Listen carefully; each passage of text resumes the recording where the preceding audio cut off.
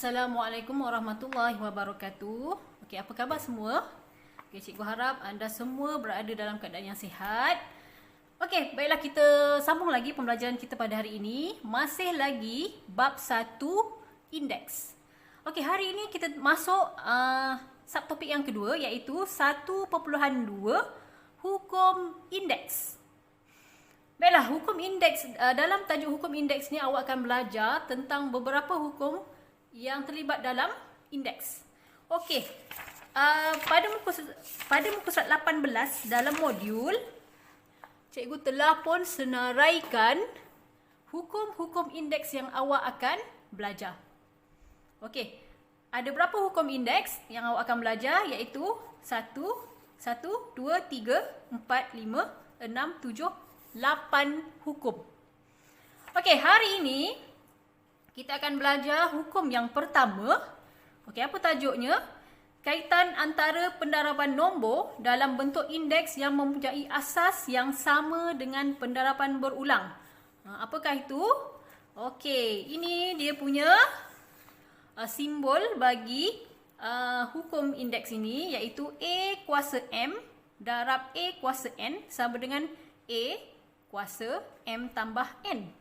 Okey, daripada simbol yang diberi ni mungkin awak tak berapa nak faham.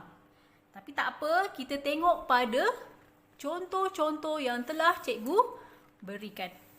Okey. Baiklah, contoh ni cikgu rasa jelas dan mudah untuk awak faham. Okey, tak apa, cikgu ambil contoh yang pertama ni. Okey, contoh yang pertama. Okey. Kita bandingkan dengan hukum indeks yang pertama ni Okey. Okey, 5 kuasa 3 darab 5 kuasa 8. Okey. Baiklah. Apa hukum pertama apa syarat untuk hukum indeks yang pertama ni? Apakah syarat-syarat untuk hukum indeks yang pertama? Okey. Syaratnya ialah asas mesti sama. Okey, katakanlah ada 3 nombor indeks. Ketiga-tiga nombor indeks tu mesti asas yang sama. Dan satu lagi, operasi darab. Okey, ingat mesti asas yang sama. Kalau indeksnya tak ada kaitan. Indeksnya apa-apa nilai. Tapi mesti asasnya sama. Okey, yang ini contohnya 5. Ada juga yang contohnya yang macam nombor 2. Okey, kalau nombor 2 ni asasnya 0.8 dan kalau awak tengok semua 0.8. Okey, ketiga-tiga ni 0.8. Jadi, itu syarat dia Ada 2 syarat. Yang pertama mesti asas yang sama dan operasi darab. Jadi apa yang awak perlu buat apabila syarat-syarat telah pun memenuhi untuk hukum yang pertama ni? Okey, jadi awak boleh tambahkan indeksnya. Okey, 5 tulis asas 5 ni tulis dan indeksnya awak kena buat macam ni. 3 tambah 8 sama dengan 5 kuasa 11. Cikgu rasa mudah. Okey, ini sangat mudah untuk awak faham. Hukum yang pertama ni sangat mudah untuk awak faham Okey, ini soal contoh yang pertama dan contoh yang kedua juga sama. Okey, sama cara buat dia. Okey, awak boleh penuhkan ataupun lengkapkan kotak yang pertama dan kotak yang kedua untuk nombor soalan contoh yang kedua. Okey, cikgu nak tunjukkan contoh yang ketiga. Okey, contoh yang ketiga ni. Okey, contoh yang ketiga. Okey, untuk contoh yang ketiga, ini menggunakan ungkapan algebra.